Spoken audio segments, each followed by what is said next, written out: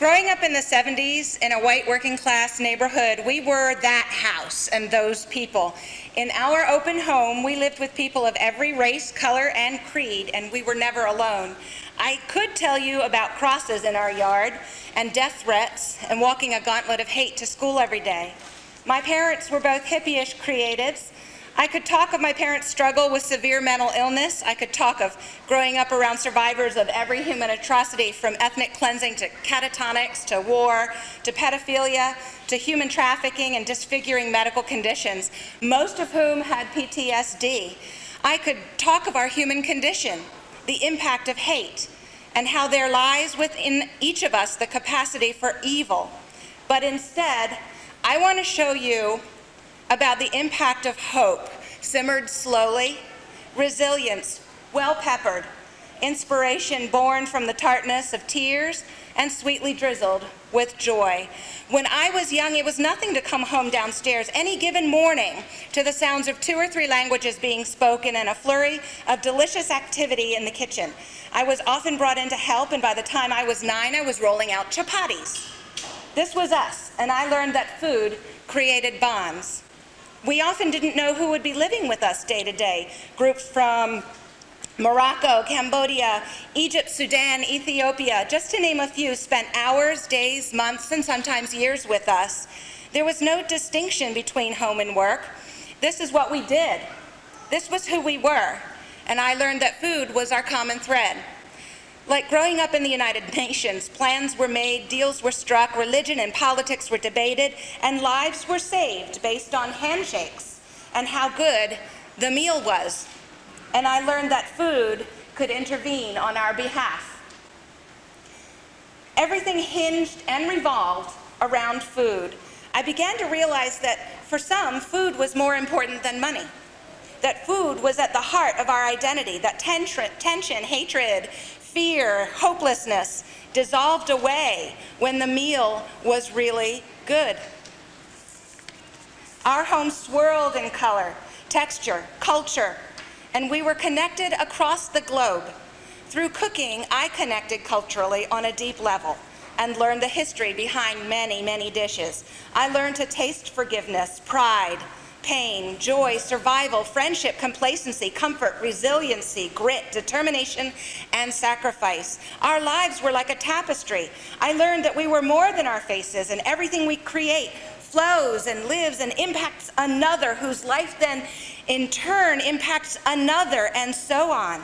And when we share a recipe, we impact a future generation and teach each other the taste of hope.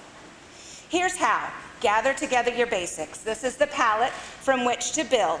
Utilize everything around you, including a variety of bitter, creamy, spicy, sweet, tart, salty, sour. A good meal is just the right balance of taste, texture, and satisfaction. What are you trying to say in this dish? Which ingredients will help you say it? Even the best dishes have very humble beginnings. You can provide great depth in simmering a few simple vegetables. There's something to be said for keeping it simple. Select your canvas. Are you boiling, baking, sautéing, frying, pureeing? Your canvas helps bring your dish to life, and spices are your brush. Spices mix your ingredients, bringing energy, flow, and connection. Spices are the language of food. Be careful what you say.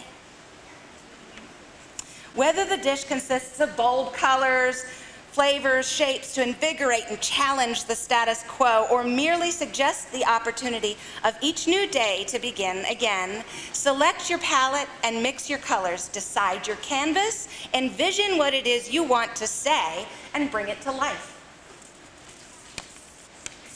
When your parents are artists, you learn to use whatever you have at your disposal to bring your dish to life. Look past the obvious in front of you to the force behind in order to understand its purpose and potential. Forage for some of it, grow most of it, respect all of it. This is how to cook. We explored, we laughed, we danced, we cried. We lived around stories of suffering, persecution, determination, survival, and triumph. We fought for and fed each other physically and spiritually until the day a drunk driver struck and killed my father, And from that day on, we were no more. Life has a way of slowing you down. Caring for my mother as her body began to fail, I watched her continue to create art. Even after her eyes couldn't see, she used what she had to make tiny landscapes of color. I saw that she was driven to do what she does until the very end. I learned that our craft chooses us. Grasping this concept liberates and frees each of us to be precisely who we are. Remember to laugh. Give blessings to people who you may never meet. They'll receive them. Work hard, but joyfully. Don't take yourself too seriously, even when your cheesecake comes out very angry at you. In her final weeks, Mom asked me to make just a few simple things, like 3 pages worth, for her birthday.